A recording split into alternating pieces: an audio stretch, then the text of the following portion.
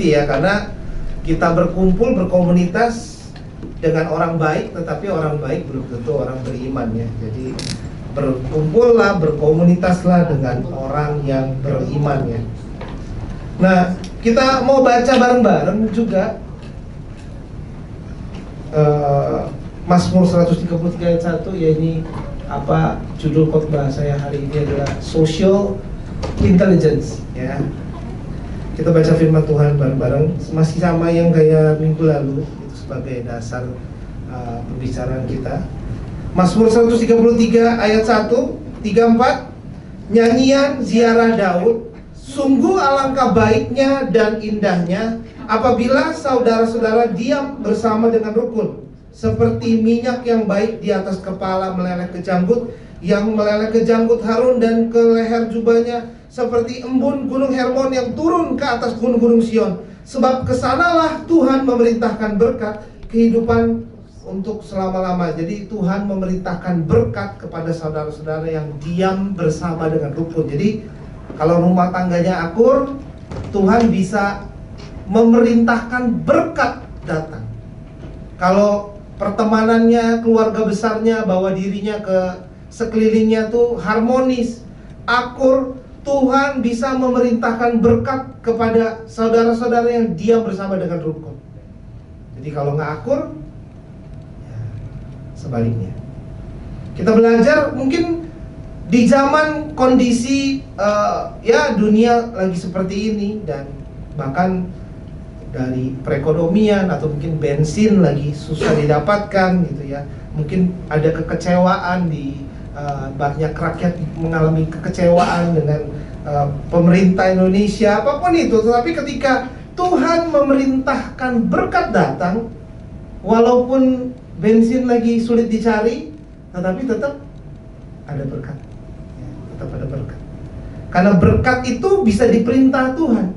Jadi banyak orang kan mau cari uang, banyak orang mau cari sehat, cari hoki. Tetapi ketika kita sadar bahwa berkat bisa diperintah Tuhan, kita tahu kuncinya, kita pegang Tuhan, kita pegang hati Tuhannya. Dan ingat ya, kalau yang namanya berkat itu utuh ya. Jadi bukan hanya uang saja, ada ya menyeluruh, ada sehatnya, ada bahagianya, ada beruntungnya, ada hokinya, ada indahnya ya. Jadi buat yang ketinggalan bisa search di YouTube kita di Max in Christ TV. Ada banyak hal mengenai hal ini dalam beberapa minggu terakhir. Dan di dalam rukun bersama, kalau rukun, Tuhan akan perintahkan berkat datang. Nah, untuk rukun atau akur itu nggak mudah. Kita di minggu pertama kita bahas mengenai perbedaan golongan darah juga ya. Jadi kita nggak mudah untuk akur. Nah, ini kita mau bicara, kita mau bahas, orang bisa juga nggak akur, nggak rukun, karena ketika diajak ngomong itu nggak nyambung. Pernah ada yang ketika diajak ngomong nggak nyambung? Atau mungkin pembawaan dirinya tuh nggak bikin happy gitu. Ketika dia nongol, bawaannya kayaknya bikin kesel. Ada yang pernah ngalamin? Ada teman-teman kayak gitu? Kalau kita nggak ngalamin, mungkin kita yang bikin kesel sekeliling kita. Nah ini, atau mungkin ada yang ngalamin, ada temen nih pas dia datang, pas dia nyeletuk, jatuhnya tuh bikin, lah kok gitu. Dari semua kemungkinan yang ada, banyak hal bisa dikomentarin. Yang dia pilih topiknya itu, yang di pikirannya kok begitu. Kenapa ya? Nah, kita makanya mau belajar hari ini mengenai social intelligence. Jadi kecerdasan sosial ya. Social intelligence. Atau diperlihatkan lagi nggak tolong ya. Nah, jadi kita mau belajar pinter bawa diri. Jadi kalau orang nggak bisa bawa diri dengan baik, ya ada orang yang kemana-mana jadi nggak disukai karena bawa dirinya nggak baik. Kehadirannya nggak bikin apa ya, sukacita, tapi bikin kesel orang. Atau mungkin kehadirannya bukan bawa kesatuan, tetapi bawa perpecahan. Ini kita mesti belajar bahwa ada social intelligence. Kita mau Tuhan memerintahkan berkat tuh datang sama kita. Tadi dikatakan, iya Tuhan perintahkan berkat datang, asal kita tuh akur, nggak berantem, nggak kesel, nggak marah-marah. Kalau udah unek-unek, ya nggak nyambung sama ayat. Tapi gimana caranya kita ngertiin sekeliling kita dan kita nggak jadi orang yang ngeselin, ya kan? Nah, kita mau belajar, bahkan kita harus belajar untuk bawa diri dengan baik, ya, bawa diri dengan baik. Nah, bagaimana caranya sabar dan pengertian ketika Tuhan itu mempercayakan kepada kita teman atau saudara yang mungkin social intelligence-nya bawa dirinya masih bikin kesel. Nah, itu dia. Bagaimana tuh ya? Ajak makan abis ini kayaknya ya. Nah, kita mesti sabar sama orang-orang di sekitar kita yang mungkin masih bikin kesal atau masih banyak belajar. Kita baca firman Tuhan di Pengkhotbah 4 ayat 9 sampai 10, 34. Berdua lebih baik daripada seorang diri, karena mereka menerima upah yang baik dalam jeripaya mereka. Karena kalau mereka jatuh, yang seorang mengangkat temannya, tetapi why orang yang jatuh yang tidak mempunyai orang lain untuk mengangkatnya. Jadi berdua lebih baik, ya. Dan kalau ada yang jatuh, yang seorang mengangkat.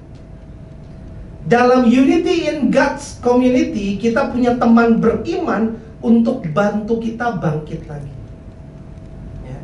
Jadi kita nggak tahu nih, kita yang lagi jatuh, apa kita yang harus bantu teman kita ngangkat kalau dia lagi jatuh. Tapi yang pasti berdua lebih baik daripada menyendiri, karena ada upaya yang baik yang nggak cuma capeknya doang. Berapa banyak dari kita udah capek, tapi ujungnya nggak sesuai harapan Tuhan. Kalau harapan kita mungkin banyak yang ngalamin nggak sesuai harapan kita, tapi minimal sesuai harapan Tuhan. Dan kalau jatuh itu mungkin di luar sana ada yang kerjaannya, orang kalau lagi jatuh kerjaan cuma digosipin, diomongin di belakang temennya, dijauhin, menghilang atau unfollow. Justru komunitas yang beriman, kalau ada yang jatuh, yang seorang mengangkat temannya. Kalau kita mengangkat teman kita, kita harus berada di posisi yang lebih tinggi, yang berdiri, yang gak jatuh juga. Kalau sama-sama jatuh, makanya berkomunitaslah dengan orang yang beriman, ya. Maklum, bentar lagi makan siang. Jadi dalam unity in God's community, dalam komunitas orang beriman, kalau ada yang jatuh, kita angkat, kita doain, kita terima. Come as you are, datang seperti apa adanya. Tetapi Tuhan tidak membiarkan diri kita apa adanya. Kita mesti ngambil keputusan. Pesan Tuhan bagi kita yang dalam keadaan jatuh, mari berhentilah berbuat dosa, karena Tuhan Yesus datang segera. Dan kalaupun Tuhan Yesus nggak datang segera, kitanya yang datang kepada Tuhan, entah cepetan mana. Mari hidup sesuai dengan apa yang tertulis di firman Tuhan, karena pesan Tuhan bagi kita yang dalam keadaan jatuh, saudara sendiri yang harus memang mau bangkit dari keadaan saudara. Karena kalau kitanya nggak mau bangkit, orang yang nolongin akan sulit. Bayangin ada orang yang nggak mau bangun, tapi kita bantu dia bangun, susah nggak? Kita nggak bisa nolong orang yang mau ditolong. Jadi nggak bisa saudara nyaman hidup dalam dosa. Ya kasihan orang yang coba angkat. Mungkin Tuhan udah percayain beberapa orang untuk supaya kita bisa belajar, untuk supaya kita bisa termotivasi untuk bertobat. Tapi kalau saudara nyaman hidup dalam kubangan, maka bukan nggak ada teman beriman yang coba angkat, tapi memang saudara yang nggak niat bertobat. Nah itu masalah, Bang. Karena niat bertobat pun nggak semudah itu. Tapi kalau udah nggak niat, seakan-akan kita menyia-nyiakan karya salib Kristus. Dan teman-teman yang mau bantu angkat akan jadi susah nolong orang yang nggak mau ditolong. Nah, walau kalau dalam kebersamaan bisa aja ada pendapat yang berbeda, ya kan? Nah, bisa aja ada teguran atau nasihat dari teman-teman kita atau kenalan kita. Nah, kalau kita bisa terima dengan baik, ya itu bagus. Tetapi masalahnya kalau kita nggak berkumpul bukan sama orang beriman, nasihatnya itu berasal dari mana? Makanya kita harus berkumpul sama orang beriman. Makanya kita harus unity-nya hanya dengan orang-orang yang beriman. Kenapa? Karena nasihatnya berdasarkan firman Tuhan. Bayangkan kita mau nolong, kalau kita nggak baca firman Tuhan, berarti pertolongan kita itu bukan pertolongan ke arah Tuhan, yang nggak ngaruh. Walaupun ada reply-nya, walaupun ada halnya, tapi itu tidak menolong. Kumpul atau dibalas apa di di update layar hitam, dugaan orang apa ada yang meninggal, apa dirinya meninggal, atau dalam keadaan sedih, atau handphonenya diambil sama ponakannya, kita nggak tahu. So kita tanya, kenapa layarmu hitam? Ada yang HP ku rusak, gitu. Kita nggak tahu. Tetapi percakapan itu tidak pasti mengubah kerohanian. Tetapi ketika hidup orang beriman, ketika kita menolong, pasti sebelum pun kita berkomentar, orang beriman biasanya akan mendoakan dia terlebih dahulu. Bahkan kita nggak perlu kontak. Ya betul kan? Tahu ya, ada yang pernah doain sekeliling kita yang belum bertobat? Ya kan? Ya, jadi biasanya kita lihat ada updatean aneh, mungkin kita nggak punya waktu untuk komentar atau apa, tapi kita biasanya doakan mereka. Komunitas orang beriman, bahkan walaupun percakapannya nyambung nggak nyambung, tapi kita doakan mereka. Nah, kalau di luar sana bukan orang beriman, tidak ada doa. Dan doanya kepada siapa? Nah ini, jadi memang kita harus bersama orang beriman. Dan kita baca firman Tuhan di Amsal 18 ayat 1 dan 2, 3, 4. Orang yang menyendiri mencari keinginannya, amarahnya meledak terhadap setiap pertimbangan. Orang yang bebal tidak suka kepada pengertian, hanya suka membeberkan isi hatinya. Jadi orang yang suka menyendiri di ruangan, dikecualikan orang AB, karena darah AB katanya suka menyendiri di ujung, ya kan? Tapi di luar dari AB bertobatlah ya, karena memang yang lama aja udah parah, jangan ditambah lagi keanehan lainnya gitu ya. Orang yang menyendiri mencari keinginannya, jadi yang dia mau itu yang paling benar, ngeri ya kan. Jadi hati-hati orang yang suka nggak dateng, nyendiri, late reply, nggak mau dikontak, pura-pura nggak baca, ya kan, tuh ada padahal butuhnya 2 kali tuh, ya kan, ya kan. Nah ini karena orang-orang seperti itu amarahnya meledak kepada setiap pertimbangan. Jadi apapun yang diomongin kesel. Nah ini, jadi yang ngeselin belum tentu sekelilingnya, tetapi kalau dia suka menyendiri, ya mungkin amarahnya meledak terhadap setiap pertimbangan. Nggak bisa terima masukan, nggak bisa terima nasihat, nggak mau denger apapun, pokoknya saya yang paling benar. Dan pasti nggak baca firman Tuhan, karena firman Tuhan punya pesan terhadap kita, pesan Tuhan terhadap diri kita. Akhirnya kita nggak bisa berubah. Nah orang bebal tidak suka kepada pengertian, diomongin susah, diomongin nggak mau denger, nggak kedengeran, hanya suka ngomong, hanya suka membeberkan isi hatinya. Loh, setelah dibeberkan apa jadinya? Jadi apa ya? Ya bagaimana? Nah tantangan dalam unity, kita bisa jadi orang yang merasa bahwa pendapatnya adalah yang paling benar. Padahal kalau kita mau curahkan isi hati kita di dalam doa kepada Tuhan, masih enak. Paling yang citak Tuhan, ya kan? Kalau ngomong sama teman kita kan di belakangnya nanti gimana? Kesel atau bagaimana ya? Kok begitu ya? Ya. Nah, cuma suka kasih tahu apa yang jadi pendapat pribadi, tapi nggak mau dengar pendapat orang lain. Padahal walaupun pendapat orang lain itu nggak tepat, minimal kita jadi lebih tahu beberapa hal itu dari kacamata atau perspektif orang lain. Jadi enak kalau kita ngobrol, kalau kita dengar pendapat orang, kita jadi tahu, oh orang lain tuh ngomong apa sih. Padahal kita jadi lebih kenal orang tersebut ketika kita mulai dengar ucapannya. Nah, dalam berkomunitas, manusia jadi lebih dewasa, lebih semangat dalam menjalani kehidupan, dan stress level lebih rendah. Ya, jadi memang ada studi dari Dr. Bernie Siegel menarik kesimpulan bahwa pria single atau pria jomblo masuk penjara lebih sering. Ya. Penghasilannya lebih sedikit, lebih banyak penyakit, dan matinya jauh lebih mudah dibandingkan pria yang menikah. Jadi kita belajar bahwa ketika manusia tidak menyendiri atau enggak kecenderungan push people away, maka kecenderungannya melakukan kekerasan atau tindak kriminal jadi lebih kecil. Ya, jadi kita harus bisa berkomunikasi, berinteraksi, dan bergaul. Kalau kita mulai enakan sendiri, hati-hati. Yang menyendiri amarahnya meledak, bebal, nggak mau dengerin orang, dan akhirnya cuma mau curhat, ya kan? Nah, kita belajar bahwa ketika manusia tidak menyendiri, tidak push people away, maka kecenderungan melakukan kekerasan, tindak kriminal jadi lebih kecil. Ya mungkin karena orang terbiasa punya interpersonal skill, ya. Orang biasa bergaul, jadi lebih pintar dalam social intelligence. Jadinya nggak dikit-dikit marah, nggak dikit-dikit tersinggung. Lalu mungkin dikatakan tadi studinya bilang penghasilan lebih sedikit. Ya karena mungkin nggak iri positif sama teman-temannya. Gaji dia naik lagi. Akhirnya kita berdoa, saya juga mau dong Tuhan, apa yang dia mau. Lalu Tuhan bicara, kalau gitu perbaiki absensimu, perbaiki telat datangmu gitu ya, perbaiki your ucapan syukur, gratefulness gitu ya.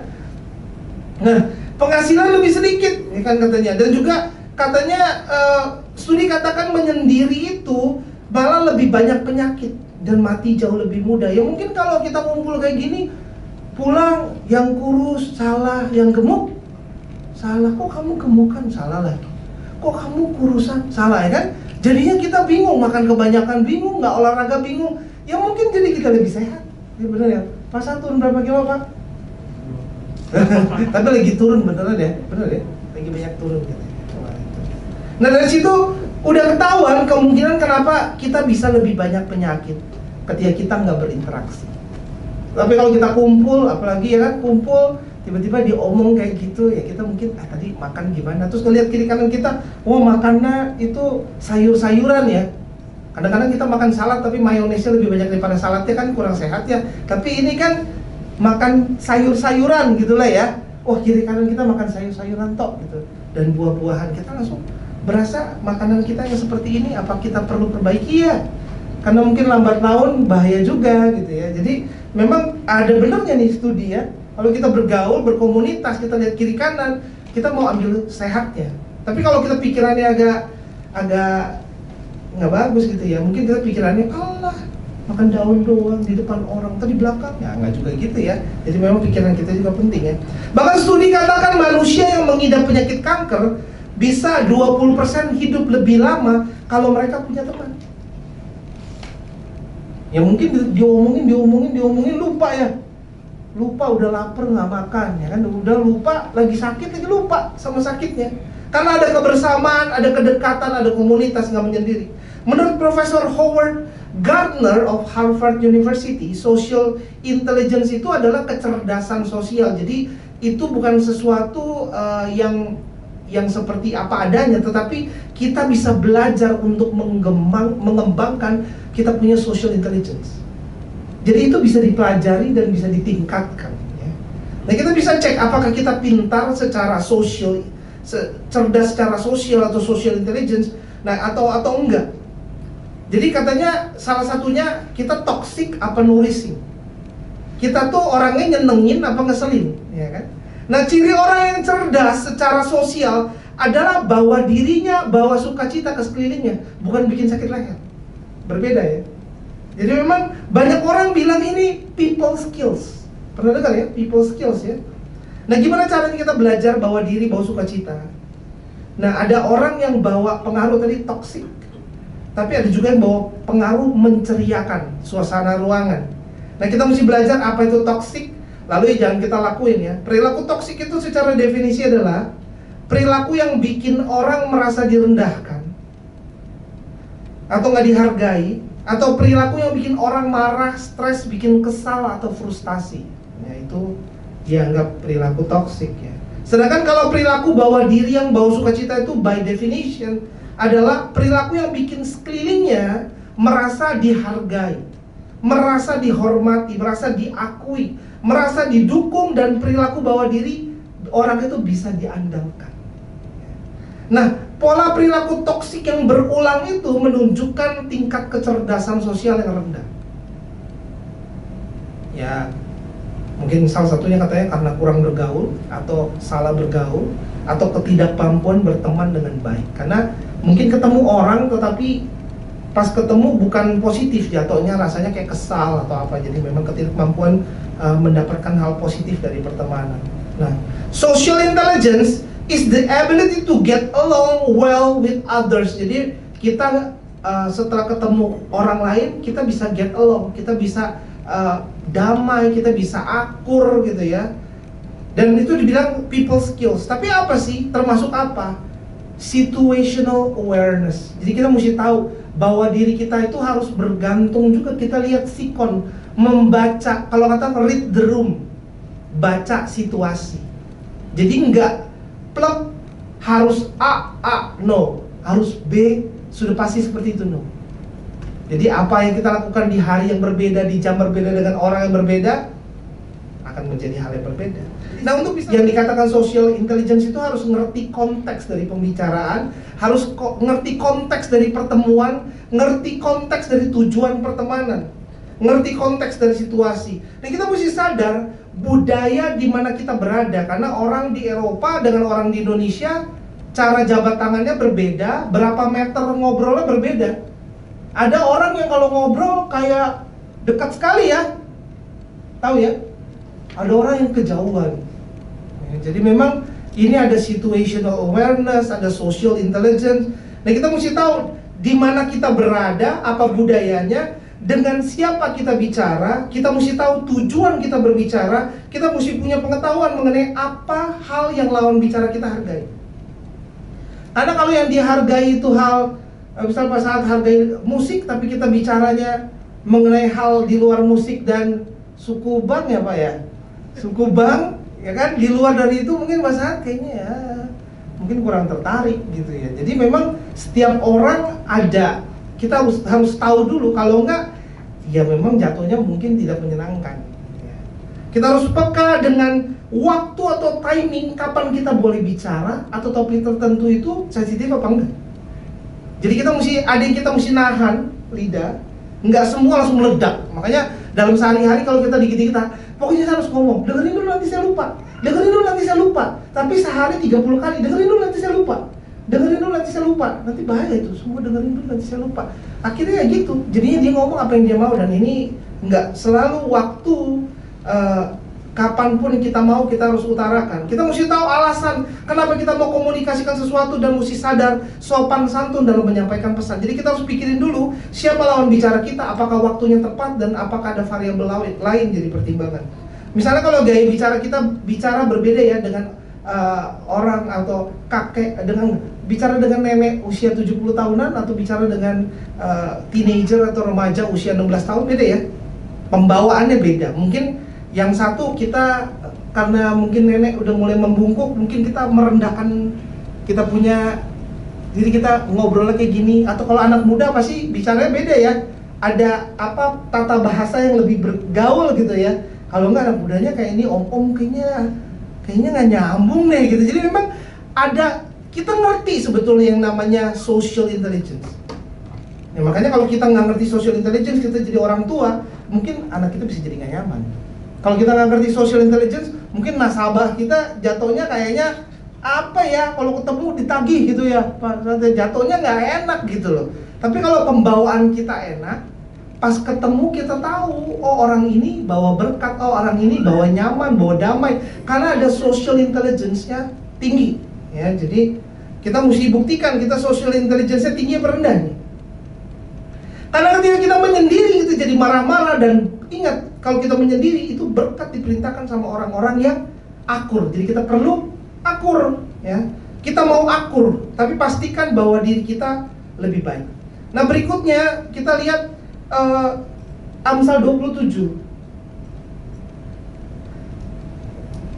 Oke, kita baca bareng-bareng 3-4. Siapa pagi-pagi sekali memberi selamat dengan suara nyaring, hal itu akan dianggap sebagai kutuk baginya. Jadi kepekaan akan timing bicara yang tepat itu sangat penting. Jadi bukan bicara kapan kita mau bicara. Karena yang niatnya mau beri selamat, tapi kita mesti pikir matang dulu siapa diri kita, siapa diri kita di mata orang lawan bicaranya. Ketika kita beri selamat, pilihan kata kita apa, volume suara kita kayak gimana, dan kapan timing waktu yang tepat kita beri selamat. Karena kalau subuh-subuh, ya nggak semua orang dagang kue di subuh, di Senin gitu. Nggak semua orang bangun subuh, misalnya ya. Nah, karena kalau niat baik tapi bukan pada waktu yang tepat, malah dianggap sebagai kutuk. Bukan hanya mengganggu, bukan hanya bikin marah, dianggap sebagai kutuk ya, jadi itu kata yang kuat. Misal mau bicara duit atau tagihan atau utang pas orang lagi capek, habis pulang kerja, habis lembur, pas belum makan, pas gula darah lagi rendah, waduh, Ayo kita belajar social intelligence lebih pinter lagi ya. Kasih teh ya. Kalau enggak malah makan dulu, udah makan ngeteh ngopi sama snack. Nah, itu mantep tuh pas di situ ya. Jadi jangan langsung digas gitu ya. Jangan digas ya. Jadi apa nggak baiknya pas lagi nggak capek dan setelah makan baru kita mulai bicara. Nah, gak selalu pas kita mau ngomong main langsung ngomong aja. Kalau waktunya nggak tepat ya jangan. Karena ada, kalau dalam dunia kerja ada tahu profesionalnya, jam kerjanya ada, hari kerjanya ada, di luar jam kerja dan di luar hari kerja ya bisa juga mengganggu. Kita nggak tahu, tergantung orangnya, tergantung siapa kita, tergantung siapa diri kita di hadapan lawan bicara kita ya. Jadi social intelligence itu bahwa dirinya bikin seneng atau bikin kesel ya. Niat baik ya bagus, tapi kalau kita nggak peka sama timing yang tepat, waktu yang tepat, jatuhnya bisa jadi kayak ngajak berantem nanti, bisa stres ya. Jadi ayo belajar lebih cerdas secara sosial. Kita mesti ngitung sebetulnya waktunya cukup gak sih untuk ngomongin hal yang kamu mau ngomongin. Berapa banyak dari kita mau ngomongin hal yang berat tapi waktunya sedikit. Lalu kita nggak latihan di rumah, kita nggak ada kebetan, kita nggak baca ulang apa yang kita ngomongin, lalu kita cuma datang aja. Lalu pas pulang ada hasilnya nggak? Mesti itu matang dulu, orangnya punya waktu nggak, kitanya punya waktu nggak, kitanya mampu mengkomunikasikannya nggak. Kalau nggak mampu, ya susah juga. Orangnya nggak akan ngerti, kitanya juga salah ngomong, salah bicara, akhirnya banyak musuh, banyak yang kesal, banyak yang nggak suka. Saya ulangi. Dan apakah sekarang adalah waktu yang tepat untuk saudara minta kenaikan gaji dari bos saudara? Bosnya lebih bingung, kondisi ekonomi lagi kayak gini, perusahaan besar aja bensin pada bonyok, lagi minta naik gaji, gimana urusannya? Terus tepatnya kapan? Ya, social intelligence. Apalagi social intelligence di dalam Tuhan. Iya, bergerak ketika Tuhan bergerak, berhenti ketika Tuhan berhenti. Kita mesti tahu kira-kira bosnya udah makan belum? Suasana hati bos gimana? Bisnisnya gimana? Bisnisnya lagi turun 80%, bicara uang kan? Sama aja cari masalah gitu ya. Terus kalau kita juga harus punya situational awareness. Bisa juga pikir matang dulu, timbang dulu secara lokasi. Apakah lokasi saudara, tempat saudara ngomong itu tepat apa enggak? Misalnya kalau di dalam lift, di depan banyak orang kita ngomongin hal yang berat gimana? Yang satu cekikikan, yang satu nyatet gitu ya. Yang satu jadi bahan gosip, kan jadinya susah ngomongnya ya. Terus ngeganggu juga suara kita bergema di dalam lift ya. Kalau kita nggak punya self control dan nggak peduli sama situasi dan timing, maka kita pasti nggak disukai sama orang. Jadi bukan masalah cinta Tuhan apa enggak, tapi bahwa dirinya harus sudah baik juga ya. Mungkin kita belajar ada pembahasan yang nggak sopan kalau cuma dibahas lewat lempar email. Mungkin ada hal-hal yang nggak sopan kalau cuma di forward. Mungkin ada hal-hal yang nggak sopan kalau cuma pakai jempol doang chat. Nah, kalaupun ketemu kita harus bisa ngomongnya. Nah, itu juga balik-balik memang social intelligence ya. Karena kalau kita di chat room itu nggak ada intonasi nada, nggak ada ekspresi muka, jadi liar banget itu ya. Kita mengartikannya, kita liar banget. Kayaknya dia marah, ya kayaknya. Kalau orangnya dikit-dikit negatif ya pikirannya kita nggak bagus ketika kita baca apapun. Kita mesti pikir kalau kita mungkin mau kirim foto atau mau kirim pesan atau di grup kita mau kirim sesuatu, kira-kira di grup itu tuh membangun apa enggak, berguna apa enggak, bawa kesatuan atau bawa perpecahan. Jadi memang harus kita pikir matang dulu, kan itu social intelligence. Kita nggak bisa semua bergerak asal-asalan, lalu setelah kita menabur angin menuai badai baru kita doa sama Tuhan. Itu hal yang nggak bijaksana. Jadi kita nggak bisa, kenapa kamu kok kirim kayak gitu? Oh, iseng doang. Waduh, bahaya tuh orang-orang iseng. Ada ya ayat buat orang isengnya di Amsal ya? Jangan iseng. Oh, kenapa kamu kirim? Karena saya haus perhatian. Loh, kalau gitu jangan dikirim. Harus membangun, berguna, dan harus membawa kesatuan. Baru ada studi dari arkeologis Steve Mitten mengungkapkan bahwa orang yang ngumpul, orang yang ngobrol, orang yang berkomunitas akan meningkatkan ukuran otaknya. Jadi brain tissue atau size otak jadi lebih besar, lebih pintar, lebih kompleks ketika kita nggak menyendiri ya. Tetapi kita berkomunitas. Nah, namanya berkomunitas, ada orang-orang yang aneh, pemikirannya aneh, pikirannya dark, negatif. Nah, kita berkumpul, nah kita nggak baik-baik saja dengan hal itu. Malah kita coba coping, kita coba ngertiin mereka. Size otak kita jadi lebih besar. Ketika kita menjauh, menyingkir, push people away, otak kita makin kecil. Makanya ada banyak usia yang apa nggak kedengeran apa. Aduh, jangan ngomong hitungan sama saya. Aduh, kondisi otaknya nggak baik-baik saja. Mungkin waktu SMP baik, tapi how about now? Karena mungkin kita, kayak terlalu berat deh, jangan ngomongin sekarang. Aduh, jangan deh. Aduh, mau ketemuan sama siapa? Aduh, dia ikut. Aduh, jangan deh. Sama kita ngejauh dan kita ngedorong diri kita pergi, atau kita dorong orang itu pergi. Akhirnya otak kita mengecil. Otak yang mengecil, baca apapun takutnya jadi salah terka, salah paham. Dengar apapun jadi ngaco. Orang yang menyendiri, amarahnya meledak-ledak terhadap setiap pertimbangan. Ya harusnya sel-sel otak kita bisa makin besar loh kalau kita mau sabar, lebih pengertian sama perbedaan orang lain. Nah, kalau kita mau bawa diri lebih benar. Jadi komunitas itu bikin orang jadi meningkat fungsi kognitifnya. Jadi peningkatan kemampuan belajar, kemampuan mengingat, kemampuan nalar, kemampuan berpikir, dan kemampuan pengambilan keputusan. Bayangkan, kita akan kehilangan itu semua ketika kita menyendiri. Kita kehilangan itu semua ketika kita menjadi orang aneh. Dan kalau kita menjadi orang aneh, bagaimana kalau kita jadi parents yang aneh? Bagaimana kita menjadi teman yang aneh? Kita menjadi saudara yang agak aneh kan? Kita nggak boleh terlalu bebal, keras hati. Kita nggak mau adaptasi, kita nggak fleksibel. Kita baca firman Tuhan di Amsal 18 ayat 13-34. Jikalau seseorang memberi jawab sebelum mendengar, itulah kebodohan dan kecelaannya. Jadi didengar dulu.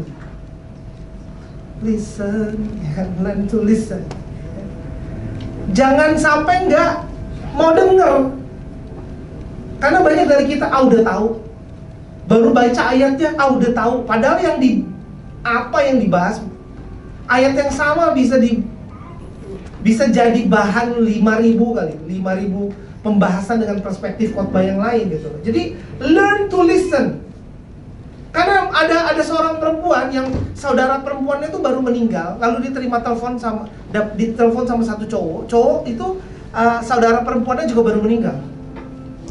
Pas ditelepon pertama rasanya kayaknya ada penuh dengan perhatian. Dia berasa kayak, wah saya punya teman yang kayaknya care sama saya gitu. Cowok itu kasih tahu, oh iya saya waktu itu ngerasain hal sedih, saya sampai sakit, lelah. Oh dia ngomong tuh cowoknya. Nah udah selesai ngomong, gantian perempuan ini bicara. Nah ketika ceweknya ngomong, oh thank you ya, tadi udah ngomong kayak gitu. Saya jadi berasa kita ngalamin hal yang sama ya, kita nggak sendirian. Ya oke. Lalu ceweknya ngomong, pas ceweknya ngomong, ternyata ada suara ketikan keyboard komputer. Terus cowoknya mulai nggak nyambung responnya. Kenapa? Cowoknya nggak peduli. Jadi pas dia ngomong dia semangat, pas orang lain ngomong dia nggak mau dengar. Ada filsuf terkenal namanya Martin Buber bilang ini adalah interaksi I am something. Jadi dia berasa dia itu lebih superior. Kalau saya ngomong kamu udah bagian kamu ngomong saya sibuk, semua orang sibuk. Ini kan Jakarta gitu kan ya. Nah itu dia. Berapa banyak dari kita ketika kita di meja makan kita pegang handphone. Kita mau catat khotbah tapi catat khotbahnya di handphone, bisa salah paham gak? Bisa mengganggu yang khotbah gak? Coba dulu khotbah di sini coba. Soalnya dari sini kelihatan semuanya, beneran kelihatan. Jadi kalau dari sebelahnya kadang nggak kelihatan, nggak tahu kenapa deh. Tapi kalau di sini ya kayak bener-bener kelihatan gitu loh, bener-bener jelas banget. Mungkin dari posisi agak tinggi juga ya. Jadi memang kita mesti bawa dirinya disukai apa tidak, apa yang kita pegang, arah mata kita kayak gimana. Jadi nggak bisa kita judge people kayak, kenapa sih kok dia kayaknya banyak temennya, kok saya kayaknya nggak ada yang suka ya, coba kita perbaiki. Kalau orang lain ngomong, apakah kita hadir, apakah kita tatap, apa celetukan kita nyambung, apa kita kerjaannya mungkin capek, ngantuk, males, orang lain ngomong saya nggak mau dengar. Learn to listen. Karena pria ini katanya komentarnya hambar dan asal-asalan dan melenceng sama apa yang dia omongin, karena dia nggak kedengeran, dia nggak terbiasa mendengar, dan itu bahaya sekali ya kayak begitu ya. Jadi kalau kita mau belajar social intelligence, salah satunya juga kita mesti ngerti peran kita tuh apa sih. Kalau kita tahu peran kita, kita nggak akan salah paham. Oh saya orang tua, oh dia anak. Ya iya orang tua apa ya tersinggung sama anak, gimana sih? Maksudnya orang tua itu kan menjadi teladan, orang tua itu mementorkan, mengajarkan. Tapi kita nggak bukannya posisi kita untuk tersinggung, misalnya kayak gitu, ngerti ya? Jadi kita yang seperti guru, kita yang menjadi teladan. Tapi kalau kita memposisi diri kan role kita atau mempositioning diri kita tuh nggak bener, akhirnya kita ngaco. Kita kayak salah paham. Tapi kalau kita bener, oh saya memposisikan diri sebagai anak. Ketika orang tua kita ngomong, kita mungkin terimanya, oh, oke. Dia berhak ngomong apa aja. Saya mau belajar. Tapi kalau kita nggak memposisikan diri mau belajar gimana? Ngomong mah gampang. Nah itu. Kenapa ada orang nyaut terus melukai orang? Karena memposisikan dirinya salah. Kita mesti memposisikan diri kita tepat. Apakah kita istri, apakah kita suami, apakah kita anak, apakah kita teman. Kalau kita benar teman, ya ayo coba interaksi antar teman itu apakah seperti apakah. Ada Carnegie Technological Institute itu mengadakan studi dan menyatakan bahwa 90% orang itu gambarnya yang orang lagi garuk kepala tadi itu. 90% orang gagal dalam dunia kerja itu karena nggak bisa akur sama orang-orang di dunia kerja. Jadi bukan masalah dia nggak ngerti Excel, nggak bikin laporan tepat waktu, karena dia salah paham, kesel. Aduh dia nggak tahu gak sih atasan saya gini, atau tahu gak sih teman saya, rekan kerja saya. Kemanapun kita pergi kan kita akan mendapati orang-orang seperti itu, karena Tuhan Yesus datang ke dunia untuk kita dan untuk mereka. Kita nggak bisa hidup hanya sibuk dengan BT dan lain hal itu. Kita harus ngerti situational awareness. Ada kemampuan untuk kita bawa diri dengan baik. Ini ayat-ayat terakhir kita baca, Roma 12 ayat 15. 3, 4. Bersukacitalah dengan orang yang bersukacita, dan menangislah dengan orang yang menangis. Jadi jangan ketawa pas orang lagi ngeselin, itu namanya. Ya kan? Jadi pinter bawa diri sesuai situ. Ngelihat orang lagi capek, yang ngomong pelan-pelan. Orang lagi senang, ya ayo ditambahkan on fire kesenangannya. Jangan orang lagi senang, tiba-tiba kita ngomong jong. Lagi situasi lagi semangat banget, dia lagi utang di situ. Reduk tuh, habis, bubar. Terus kapan saya nagih utang? Nah itu dia, baca firman Tuhan, minta Tuhan beri hikmat, situational awareness. Pasti ada waktunya. Mungkin kita miss opportunity selalu. Nah harus ada empatinya ya, harus ada apa ya? Ya namanya orang nangis ikut nangis. Ya, jadi berbagi gitu loh. Kalau ada anak atau teman kita lahiran anak, ikut sukacita. Jangan terbalik. Kita malah komentar, anaknya namanya agak aneh ya. Oh yang ini dari Sansekerta ya. Oh yang ini dari mana ya? Kok dari Latin ya? Kita malah ngurusin yang nggak penting sebetulnya. Bersukacitalah pas teman kita sukacita. Atau mungkin kalau lagi ada pertandingan World Cup, kan Piala Dunia, saya Rista nggak datang ya. Rista biasanya. Nah itu ikut excitementnya bareng, jangan, yuk kita nonton bareng gini-gini. Oh, saya nggak main bola. Orang-orang kayak gini. Saya nggak nonton bola. Terus dia ngomong lagi, ngapain satu bola terus dikerubutin rame-rame, saya nggak paham. Ya boleh ngomong kayak gitu, tapi bukan pada saat Piala Dunia itu. Bukan pada saat kamu diajakin nonton bareng, enggak. Pas lagi pembahasan di luar Piala Dunia akan menjadi lucu. Tapi ketika teman-teman lagi mau datang, ngumpul, lagi semangat bareng, terus kita pakai party pooper gitu, kita bawa dirinya nggak bikin seneng.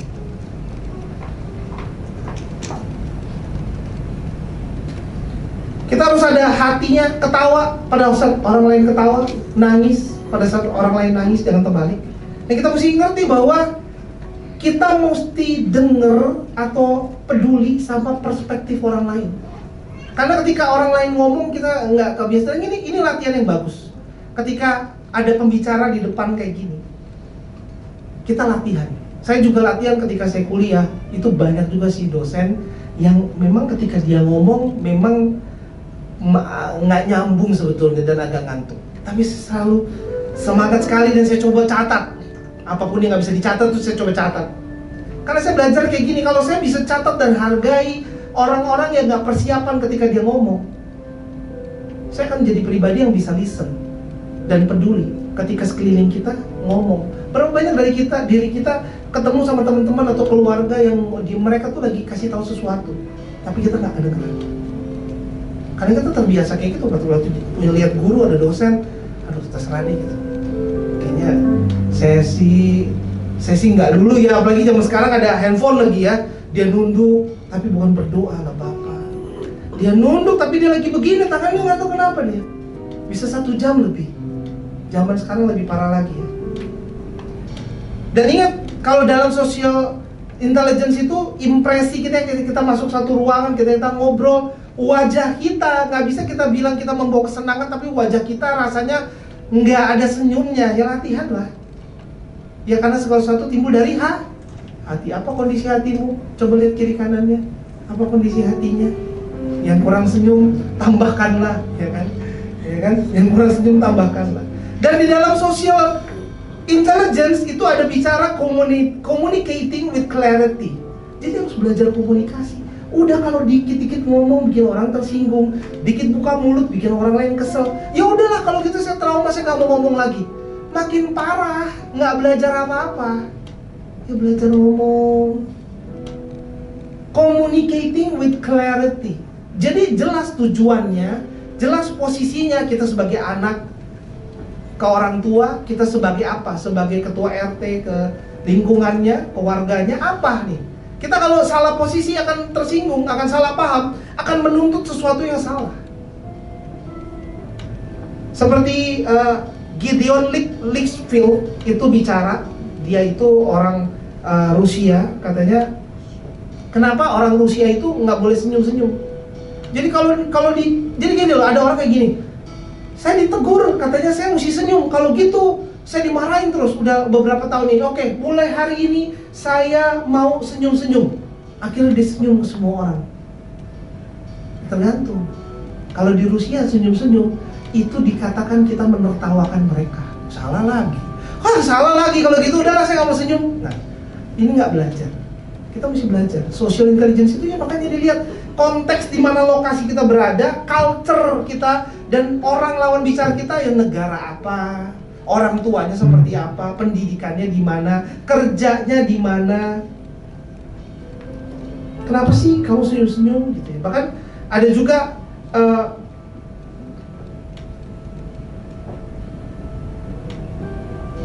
ya ada juga namanya Lina Solomon, orang Rusia. Jadi memang dia bilang kalau sebagai orang Rusia, kalau jam kerja itu nggak ada senyum. Memang kayak gitu kata dia. Jadi dalam dunia kerja nggak pakai senyum. Tapi setelah tank, nah itu kan jadi teman di luar jam kerja. Itu boleh senyum. Nah kan kita susah kan, senyum saya ada aturan jamnya. Nah bagaimana? Ya untungnya kita bukan di Rusia. Tetapi memang ingat, ada posisi, ada lokasi, ada situational awareness. Ya, itu sebagai gambaran. Kita harus belajar supaya punya skill to get along with people skill. Ya, jadi memang sayangnya harusnya kita makin bertumbuh, kita makin pintar dalam hal ini, tapi banyak orang nggak mau belajar, akhirnya jadi berhenti. Harusnya belajar kayak gitu. Kita ulang.